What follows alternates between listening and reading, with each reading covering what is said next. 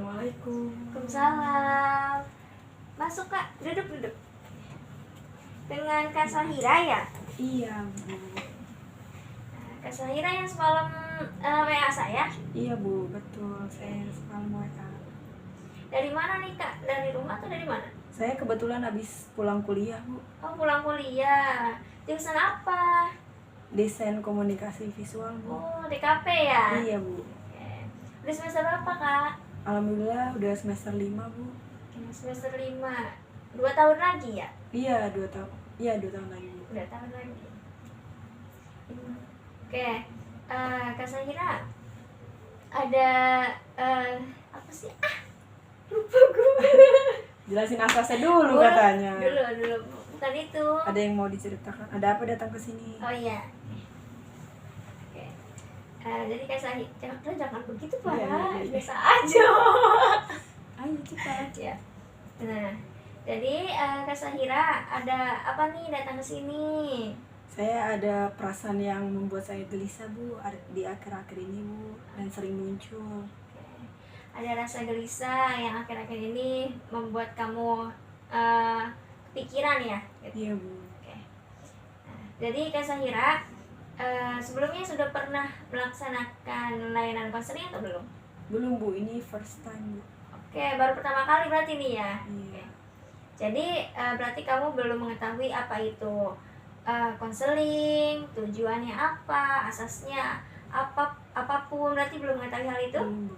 Oke, boleh saya untuk memberitahu dulu ya? Boleh Bu. Jadi seperti ini Kak Sahira, kita tujuan konseling ini yaitu upaya klien kita bisa melaksanakan kegiatan sehari-hari dengan baik, dan hal itu upaya mengentaskan permasalahan-permasalahannya dan membantu mengembangkan kepribadiannya ataupun mengembangkan karirnya seperti itu.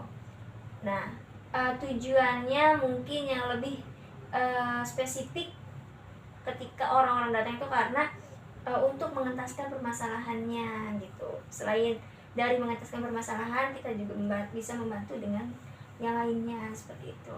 Lalu kita juga ada yang namanya asas. Asas-asas ini khususnya yang pertama yaitu ada asas yang namanya asas kerahasiaan.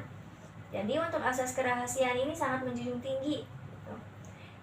Asas kerahasiaan ini upaya ketika klien ataupun kamu mengungkapkan perasaan-perasaan yang keadaannya privasi ataupun yang lainnya, atau bahkan sedang melaksanakan proses konseling, bahwasannya yang kamu ucapkan, yang kamu katakan itu tidak akan orang lain dengar, hanya saya saja seperti itu dengan kamu. Lalu yang kedua itu ada asas yang namanya keterbukaan.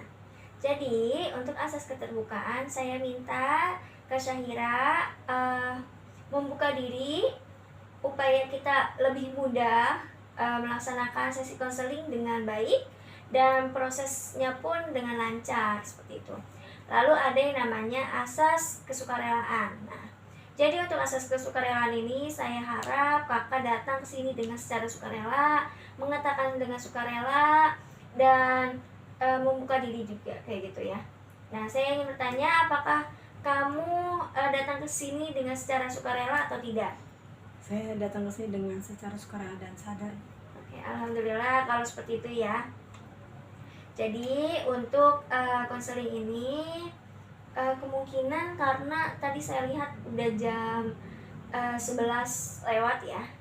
Nah, nanti ada waktu istirahat, kemungkinan kita 40 menit untuk sesi konselingnya seperti itu.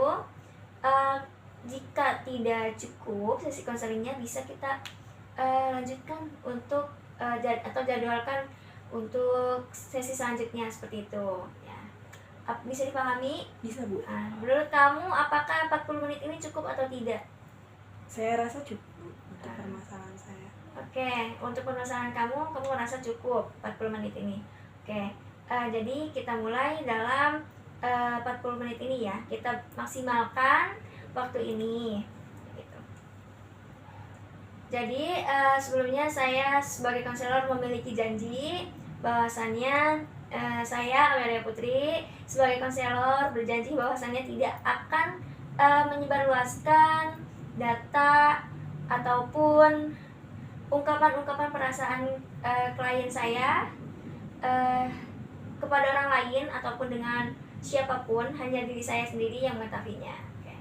Oke, Kak Syahira, boleh untuk apa yang kamu rasakan hari ini? Saya ngerasa hari ini saya kurang fokus ya Bu, mulai dari perkuliahan tadi pagi saya juga nggak fokus sampai siang ini. Saya ngerasa banyak banget hal-hal yang mengganjal dan membebani pikiran saya Bu.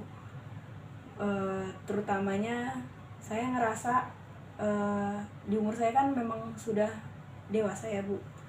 Saya memiliki pasangan yang mungkinnya nanti akan menikah, tapi saya ngerasa saya nggak bakal bisa sampai ke tahap itu Bu, karena adanya rasa sakit atau rasa trauma yang terbawa sampai sekarang dan ngeracunin pikiran saya Bu, dan membebani pikiran saya, sehingga alam bawah sadar saya secara nggak langsung ngasih tahu Bu bahwasannya kayaknya nggak bisa nikah gitu Bu.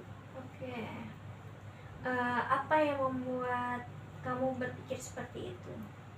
Saya berpikir seperti itu karena saya memiliki pengalaman kedua orang tua saya yang kebetulan sudah berpisah dan gagal dalam pernikahan. Jadi saya melihat mereka dari kecil sampai saya dewasa ya Bu. Jadi itu Bu yang bikin saya trauma. Oke, berarti kamu trauma sampai tidak ingin menikah karena orang tua kamu berpisah gitu kan, sehingga alam sadar kamu itu teralihkan dengan hal itu. Iya Bu. Oke. Jadi ya ibaratnya terpenuhilah pemikiran kamu seperti itu ya. Oke. Teknik apa yang sudah kamu pakai untuk menyelesaikan hal itu? Saya paling cuma bisa ngalihin kesibukan saya ke dalam kesibukan saya aja sih Bu, dengan menyibukkan diri mengerjakan tugas atau semacamnya. Oke. Berarti ketika kamu pemikiran itu ada, kamu mengalihkannya dengan mengerjakan tugas ataupun pekerjaan-pekerjaan yang menurut kamu bisa mengalihkan hal itu ya? Iya Bu. Oke. Selain itu ada lagi atau tidak? Nggak ada sih Bu sejauh ini, paling saya cuma menangis jas aja. Oke, kamu hanya menangis karena itu membuat sesak, sakit di tubuh kamu gitu, hati kamu. Oke. Nah, kalau saya boleh tahu sudah berapa lama orang tua kamu bercerai? Kira-kira udah 5 tahun ya Bu ya, orang tua saya berpisah gitu. Jadi Oke. Itu umur kamu berapa ya 5 tahun yang lalu? umur saya mungkin 16 Bu. 16 tahun. Oke. Berarti 21 tahun yang lalu, berarti umur kamu sekarang 21 tahun, berarti 5 tahun yang lalu di umur kamu 16 tahun. Oke. Dengan permasalahan itu membuat kamu, pemikiran kamu membekas di otak kamu gitu ya? Iya Bu. Yang menyebabkan hal itu. Dan ketika orang tua kamu bertengkar ataupun yang lainnya, itu benar-benar kamu ada di situ atau bagaimana? Saya ada di ruang tamu ya Bu. Kebetulan pasti orang tua saya kalau berantem pasti di kamar, cuma kan jarak dari kamar orang tua saya ke ruang tamu itu kan sangat dekat ya Bu. Jadi saya mendengar sebuah teriakan-teriakan, barang-barang terlempar atau isakan tangis mama saya Bu.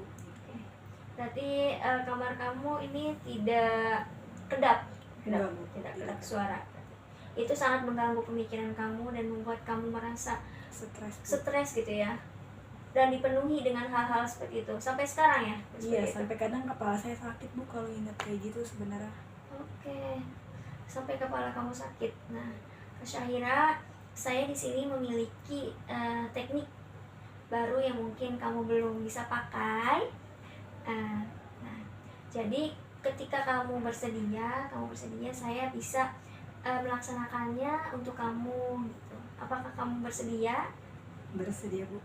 Silakan untuk berikan tubuh kamu rileks, pejamkan mata, buang napas, angkat tangan kamu ke atas kepala. Oke, lalu diketuk-ketuk. Oke, sedikit, perlahan. Lepaskan segala yang menjadi hal-hal beban kamu. Lepaskan hal-hal negatif. terima segala hal-hal baru, terima segala pembelajaran yang sudah terjadi. Ikhlaskan, maafkan kedua orang tua kamu karena sudah memberikan trauma kepada diri kamu. Jadikan pembelajaran, ambil hal-hal positif dari kejadian tersebut.